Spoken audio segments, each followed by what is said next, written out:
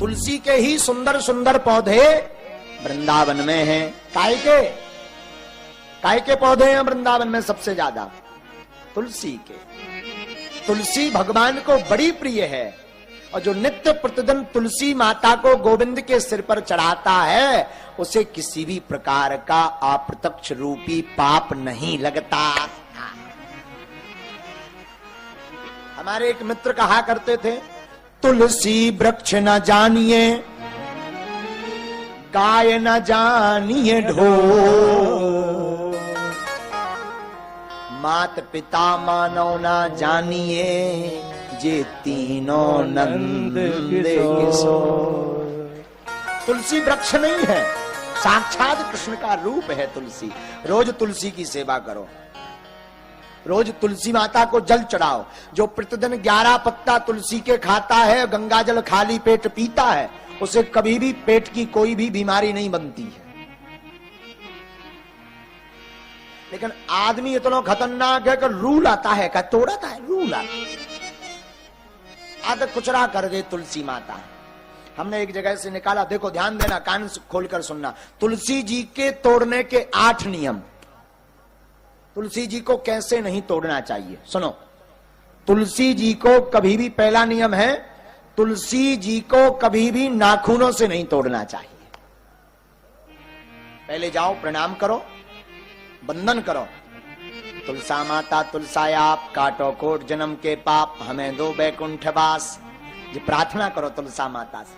तुलसा माता तुलसायाप, काटो कोट जन्म के पाप, हमें दो बैकुंठ वास। पहले प्रार्थना करो। तुलसी जी को नाखूनों से नहीं तोड़ना चाहिए। तुलसी जी को कब नहीं तोड़ना चाहिए?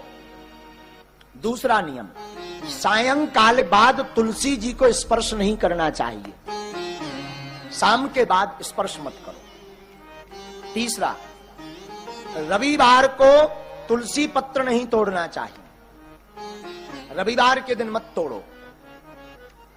और जरूरत है, भोग लगाना है या साधु आए हैं तो सूखी तुलसी जो गिर जाती है वही उठा करके सेवा पूजा में रखो। तुलसी कभी वासी नहीं होती, तुलसी जी नित नवीन है।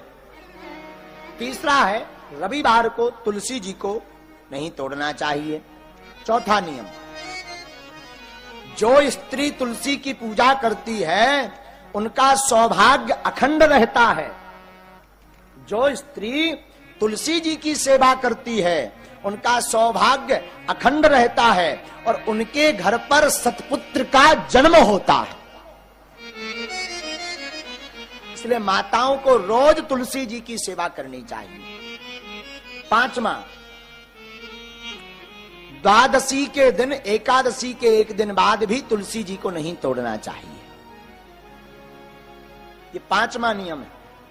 6वां, सायंकाल के बाद इसलिए नहीं तोड़ना चाहिए क्योंकि तुलसी जी लीला करने जाती हैं शाम के बाद, इसलिए ना स्पर्श करें ना उन्हें परेशान करें। 7वां, तुलसी जी वृक्ष नहीं है, तुलसी जी साक्षात राधा जी का अवतार है। राधा स्वरूप ही श्री तुलसी जी है। इसलिए कृष्ण रूपी विग्रह घर पर शालिग्राम रखो। और ठाकुर जी बिना राधा जी के अधूरे हैं। तुलसी का पौधा जिनके घर पर होता है उनके घर पर नकारात्मक ऊर्जा नहीं आती है, गंदगी नहीं आती है, गलत शक्तियां प्रवेश नहीं होती हैं। और ठाकुर जी भी बिना राधा जी के अधूरे हैं, तुलसी रखने से वो भी पूर्ण हो जाते हैं। 8वां, तुलसी के पत्तों को इकट्ठा लेकर के चबाना नहीं चाहिए।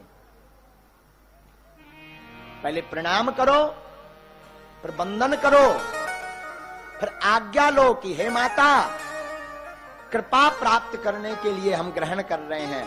तुलसी पत्र मुंह में रख करके जल को पान करना चाहिए। जो इन 8 नियमों का पालन करता है, शास्त्र कहता उस भक्त के ऊपर साक्षात भगवती मां राधा रानी जी की कृपा होती है। ये तुलसी जी के जिन्होंने 8 नियम रख लिए उनका कल्याण हो गया।